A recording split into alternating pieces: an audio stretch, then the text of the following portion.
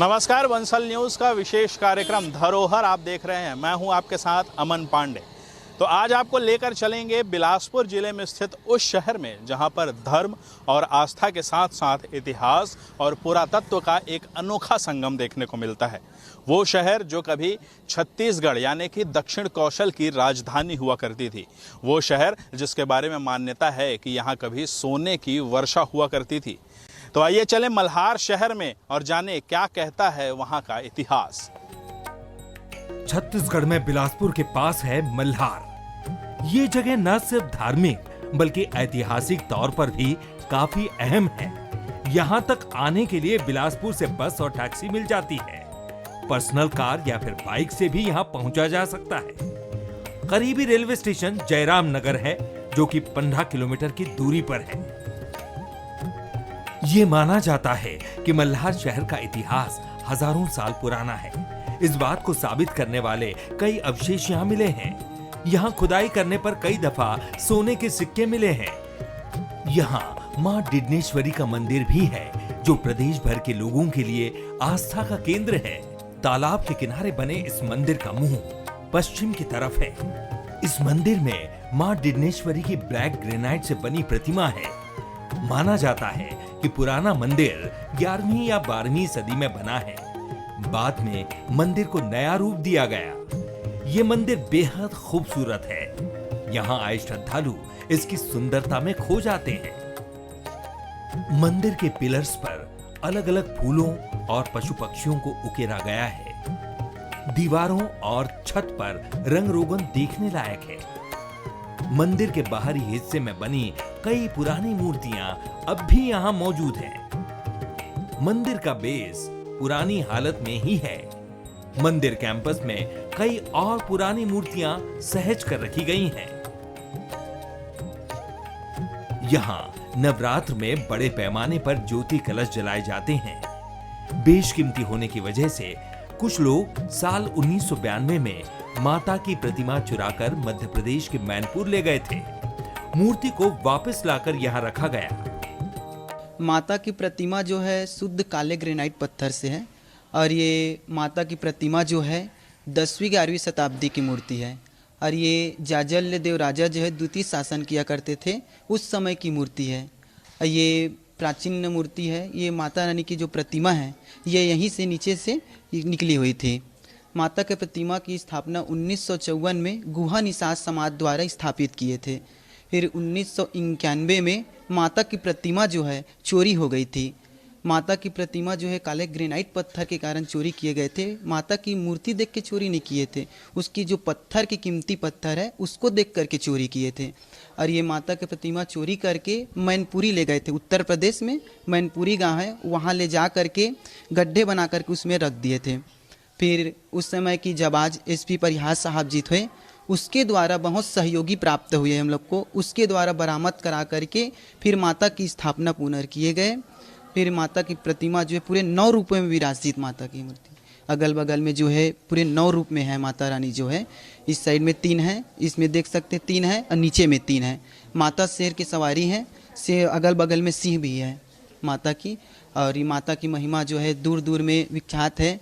माता की दर्शन के लिए देश विदेश से श्रद्धालु बड़ी संख्या में उपस्थित होते हैं। आके अपना मनोकामना की जो है अर्जी लगाते हैं। माता की श्रद्धालुओं की सबकी मनोकामना पूर्ण करते हैं।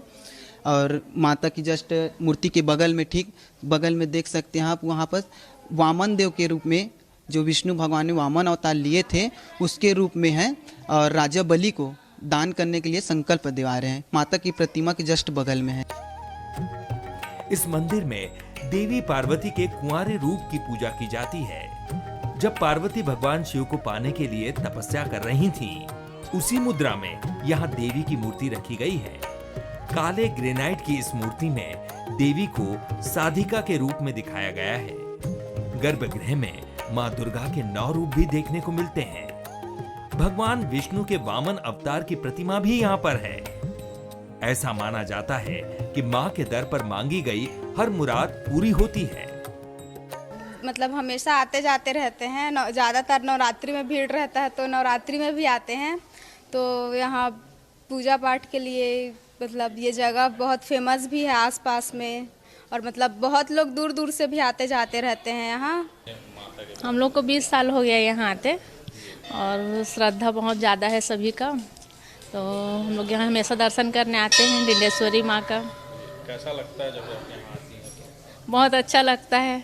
श्रद्धा देखिए बहुत है यहाँ पे, भक्तों की बहुत, माता रानी का अटूट विश्वास है, बहुत सिद्ध ये माँ है, और मनोकामनाएं आपकी जो भी आती हैं वो बराबर पूरी होती है, और बहुत श्रद्धा और बहुत विश्वास है माता रानी के ऊपर।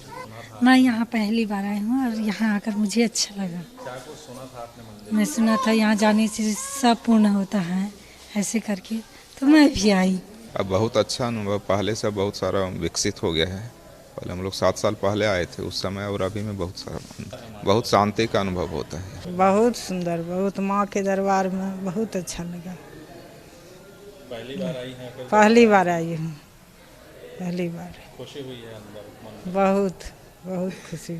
छत्तीसगढ़ की ऐतिहासिक नगरी मल्हार, बिलासपुर जिले में स्थित मल्हार शहर वो शहर है जो अपने आप में इतिहास के धरोहरों को समेटे हुए और इसके साथ ही आस्था और श्रद्धा का एक अनोखा संगम देखने को मिलता है मल्हार के इस मंदिर में, जिस मंदिर में मां डिंडेश्वरी की प्रतिमा विराजमान है। इस मंदिर को सुंदर नक्काशी और कलाकृति से बेहद आकर्षक बना दिया गया है, जहां पर हर रोजाना सैकड़ों की तादाद में श्रद्धालु पहुंचते हैं। खास तौर पर नवरात्र के समय पर यहां पहुंचने वाले श्रद्धालुओं की संख्या हजारों में होती है। तो ये वो मंदिर है जहां पर आप देख सकते हैं कि कितनी सुंदर प्रतिमा, काले पत्थर, ग्रेनाइट के पत्थर से बनी हुई ये प्रतिमा मां की विराजित है, जिसे देखने के लिए न सिर्फ पूरे छत्तीसगढ़ बल्कि छत्तीसगढ़ के बाहर से भी लोग बड़ी संख्या में यहाँ पर पहुँचते हैं और मां के सुंदर रूप की छवि को निहारते हुए उनकी आंखें थकती नहीं हैं। कुछ ऐसी प्रतिमा है जिसकी चमक इतनी है कि लोग ऐसा कहते हैं कि जो पापी होते हैं वो इस मूर्ति को देख भी नहीं पाते और उनकी आंखें इसकी जो चमक है उसकी वजह से खराब हो जाती हैं। मल्हार में कई मंदिर हैं। इन्हीं में से एक है साल 1167 में बना पातालेश्वर महादेव मंदिर। मंदिर पुराने आर्किटेक्चर का बेजोड़ नमूना है। इसे देखने के लिए देश भर से इतिहास के चाहने वाले मल्हार तक आते हैं। ये मंदिर कलचुरी वंश के राजा जाजल्यदेव द्वितीय के समय सोमराज नाम के ब्राह्मण ने बनवाया था। राजा जाजल्यदेव द्वितीय ने इसी दौर में जांजगीर के विष्णु मंदिर और रतनपुर के मां महामाया मंदिर को भी बनवाया था। शिलालेखों में इसे केदारेश्वर मंदिर भी कहा जाता है। इसे उत्तराखंड के केदारनाथ मंदिर में मौजूद शिवलिंग का ही एक रूप माना जाता है। इस मंदिर की सीढ़ियों पर कील लगे हुए हैं। इससे तस्दीक होती है कि मंदिर में तांत्रिक क्रियाएं कराई जाती थीं। मंदिर का हर पत्थर वास्तुशास्त्र के मुताबिक रखा गया है। मंदिर का चबूतरा 108 कोणों वाला है। मंदिर का गर्भगृह मंडप से काफी गहराई में बना है। शायद इसी वजह से मंदिर का नाम पातालेश्वर महादेव मंदिर पड़ा। प्राचीन छत्तीसगढ़ के इतिहास में मल्हार का स्थान भी सर्वोपरि रहा है और मल्हार के शिव मंदिर उत्खनन के दौरान प्राप्त हुआ। जब से यह शिव मंदिर प्राप्त हुआ है तब से मल्हार में इसी की खुशी में छत्तीसगढ़ के एक परंपरागत मेला भी लगता है। मंदिर का मुंह पश्चिम की ओर है। ऊंचे चबूतरे पर बने इस मंदिर के चारों तरफ सुंदर नक्काशी की गई है। ये 3 भागों में बना है, मंडप, अंतराल और गर्भगृह। मंदिर के सामने चबूतरे पर नंदी की प्रतिमा रखी हुई है। मंडप कुछ ऊंचाई पर बना हुआ है, जिसमें जाने के लिए तीनों दिशाओं से सीढ़ी बनी हुई है। मंडप के पिलर्स पर सुंदर नक्काशी की गई है। गर्भगृह का दरवाजा देखने लायक है। दरवाजे से गर्भगृह में जाने के लिए श्रद्धालुओं को 9 सीढ़ियां उतरनी होती हैं। वहीं अंदर की दीवारें सामान्य हैं। गर्भगृह के बीच में शिवलिंग रखा हुआ है। बिलासपुर जिले के मल्हार शहर में हम मौजूद हैं। इस वक्त हम पातालेश्वर महादेव के इस मंदिर में हैं, जिसे केदारेश्वर महादेव के नाम से भी जाना जाता है।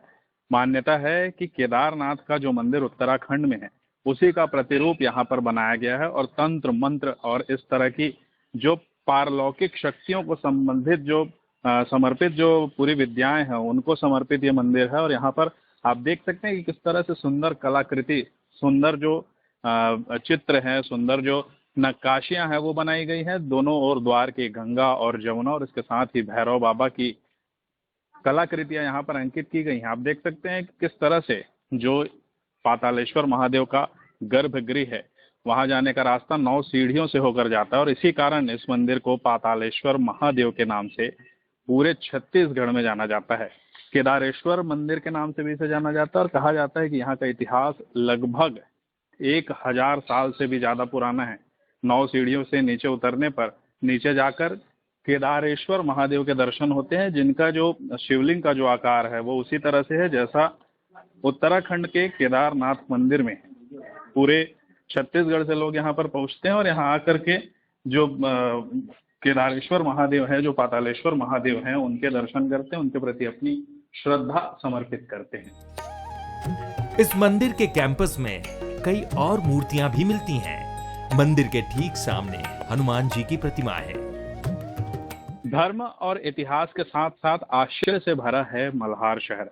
हमने पूरे विश्व में देखा है कि हनुमान जी के हाथ में गदा है, लेकिन पूरे विश्व की एकमात्र ये ऐसी प्रतिमा है जहां पर जो हनुमान जी हैं वो गदा के साथ साथ अपने कमर में कटार धारण किए हुए हैं। इस तरह से ये पूरे विश्व में एकमात्र प्रतिमा है और इसके संबंध में हम जानकारी भी प्राप्त करेंगे। कहाँ इसका वर्णन मिलता है और किस तरह से ये पूरी प्रतिमा है, इसकी कहानी कहाँ आती है?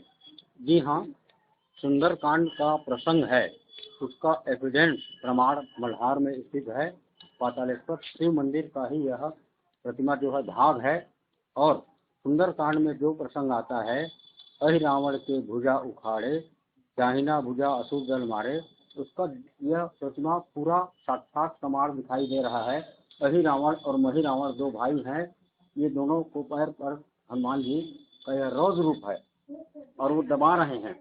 इस तरीके से हनुमान जी इसमें कटार रखे हुए दिख रहे हैं। गदा तो रहता ही है, वे 2 राक्षसी को संहार करने के लिए पाताल लोक में अपना कटार भी रखे हुए हैं। यह विलक्षण प्रतिमा है, ऐसी प्रतिमा छत्तीसगढ़ क्या भारत में कहीं नहीं है। ये देखिए किस तरह से ये आश्चर्य यही है कि भारत देश में हनुमान जी और सभी देवी देवताओं के विभिन्न स्वरूप देखने को मिलते हैं और उसमें एक स्वरूप हनुमान जी का ऐसा है जिसमें वो कटार धारण किए हुए हैं और पूरे विश्व में इस तरह का कोई दूसरा प्रतिरूप जो है हनुमान जी का देखने को नहीं मिलता। ये सब संभव हो पाता है यहाँ मल्हार की धरती पर। मल्हार जो सिर्फ धर्म और इतिहास ही नहीं बल्कि आश्चर्य का भी गढ़ है। पातालेश्वर महादेव मंदिर में हनुमान जी की ऐसी ही 2 और मूर्तियां हैं। यहाँ बड़ी तादाद में पुरानी मूर्तियां सहेज कर रखी गई हैं। हजारों साल के इतिहास को अपने गर्भ में समेटे मल्हार शहर आज भी उसी तरह से खड़ा हुआ है जैसा आज से सदियों पहले यहाँ पर हुआ करता था। ये तमाम वो अवशेष हैं जो यहाँ वहाँ बिखरे पड़े हुए हैं और पूरे मल्हार शहर का जो वैभव था, जो यहाँ की सांस्कृतिक जो विरासत थी, उसे आप यहाँ पर बिखरा हुआ चारों तरफ देख सकते हैं। पूरा जो ये बाड़ा है, पूरा ये जो प्रांगण है, यहाँ पर केवल और केवल सिर्फ और सिर्फ जो यहाँ का ऐतिहासिक वैभव है उसके अवशेष बिखरे पड़े हैं। चाहे वो हनुमान जी की प्रतिमा हो, चाहे वो नक्काशीदार ये पत्थर हो जो कभी किसी आलिशान भवन का हिस्सा हुआ करते थे, संभवतः या कोई मंदिर रहा हो या फिर हो सकता है कि कोई महल हो जिसके अवशेष यहाँ पर खुदाई से निकले हैं। और उसके साथ ही विभिन्न कलाकृतियां यहाँ पर आप देख सकते हैं कि किस तरह से फूलदार जो नक्काशी है वो यहाँ पर की गई है। इसके साथ ही जो सबसे महत्वपूर्ण चीज है जो यहाँ मंदिर का हिस्सा जिसे माना जाता है वो यहाँ पर है 108 शिवलिंग एक ही पत्थर पर उकेरे गए हैं। आप साफ तौर पर देख सकते हैं कि ये जो संरचना है इसमें शिवलिंग बने हुए हैं जिनकी संख्या 108 है और इसका वास्तुशास्त्र में बहुत अधिक महत्व है। सबसे महत्वपूर्ण बात अगर कहें मल्हार शहर के तमाम संरचनाओं के बारे में तो यहाँ की कोई भी संरचना ऐसी नहीं है जो वास्तुशास्त्र से जुड़ी हुई ना हो, चाहे वो पातालेश्वर महादेव का मंदिर हो या फिर यहाँ का किला, सभी का वास्तुशास्त्र बहुत ही उम्दा रहा और उसी की वजह से यहाँ पे जो इसकी जो महत्ता है वो लगातार बढ़ती रही। सबसे महत्वपूर्ण चीज जो मंदिर का टूटा हुआ हिस्सा यहाँ पर है, आप देख सकते हैं कि किस तरह से मूर्तियां हैं अलग अलग देवी देवता की। संभवतः ये माता सरस्वती की मूर्ति हो क्योंकि हाथ में वीणा जैसा कोई वाद्य यंत्र धारण किए हुए हैं। इसके साथ ही ये द्वार के ऊपर का हिस्सा है, ये स्थानीय लोग बताते हैं कि ये नवग्रह है। नवग्रह की आकृति इसमें जो है उकेरी गई थी। इसके साथ ही भगवान गणेश, माँ लक्ष्मी और कार्तिक स्वामी का इसमें जो है चित्र उकेरा गया था। उसके साथ ही नवग्रह, द्वार के ऊपर का यह हिस्सा है जहां पर से मंदिर में प्रवेश किया जाता था, वहां इसे लगाया जाना था, लेकिन टूटने के बाद ये इसी तरह से पड़ा हुआ और इसी तरह से चारों ओर जो वैभव यहाँ बिखरा पड़ा है, यहाँ की संस्कृति का, यहाँ के इतिहास का, उसे देखते हुए आंखें थकने का नाम नहीं लेती हैं। मल्हार शहर में एक और मंदिर है जिसे भीम कीचक मंदिर कहा जाता है। यहाँ के लोकल लोग इसे देऊर मंदिर के नाम से भी जानते हैं। यहाँ बनी हुई मूर्तियों के आधार पर इसे उत्तर गुप्त काल का माना जाता है। हम लोग ग्रामीण भाषा में देऊर मंदिर कहते हैं, लेकिन वह भीम कीचक मंदिर के नाम से जाना जाता है पुरातत्व विभाग के द्वारा। वह मंदिर भी 4वीं-5वीं शताब्दी का है। गांव में एक बड़ा सा टीला था, उसकी खुदाई सागर विश्वविद्यालय के द्वारा की गई। उसके ऊपर बड़े बड़े झाड़ थे और खुदाई में यह मंदिर का प्रादुर्भाव हुआ और उत्खनन के दौरान संयोग ऐसा रहा कि पूरा उत्खनन हुआ और उसमें शिवलिंग प्राप्त नहीं हो सका। यह भी एक जानने का विषय है। इसमें शिवलिंग कैसे नहीं हुआ, या पहले कोई विवाद रहा, या शिवलिंग को गायब किया गया, यह भी एक उत्सुकता ग्रामीणों के बीच में बनी हुई है। ये मंदिर भी पश्चिम की ओर है। चारों ओर दीवारों पर सुंदर नक्काशी है। दरवाजा 3 हिस्सों में बना हुआ है।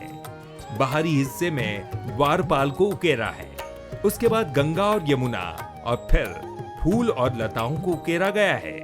दरवाजे के अंदरूनी हिस्से पर भी खूबसूरत नक्काशी है। कंकाल के रूप में शिव भक्तों को दिखाया गया है।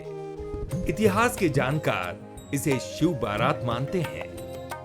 छत्तीसगढ़ और मल्हार शहर के स्वर्णिम इतिहास की किताब का एक महत्वपूर्ण पन्ना है देऊर मंदिर, जहाँ इस वक्त हम मौजूद हैं। देख सकते हैं कि यहाँ पर जो इंफ्रास्ट्रक्चर है, जो यहाँ का जो इसे बनाने की जो शैली है, काफी शताब्दी की, बहुत ही शानदार और बहुत ही सुंदर स्वरूप में इसे बनाया गया है। विहंगम द्वार है जिसके अंदर भगवान शिव को समर्पित एक मंदिर है। हालांकि मंदिर के अवशेष जो मिले थे उन्हें यहाँ पर फिर से असेंबल किया गया। इस वजह से पूरी तरह से ये मंदिर अपने वास्तविक बृहद स्वरूप में दिखाई नहीं पड़ता। इसका छत जो है वो अभी गायब है, लेकिन कभी जब ये भव्य रूप में रहा होगा तब इसकी जो प्रतिष्ठा है, जो इसका वैभव है, वो देखने योग्य रहा होगा। जो इसका द्वार है वही इतना सुंदर है कि इसमें जो नक्काशियाँ हैं, जो तमाम अलग अलग जो वेद पुराण के जो अलग अलग घटनाएं हैं, उनका जो चित्रण यहाँ पर किया गया है, वो उन्हें साफ तौर पर यहाँ द्वार पर देखा जा सकता है। इसके साथ ही अलग अलग जो चित्रकारी है, जो कलाकारी है, वो बहुत ही सुंदर और बहुत ही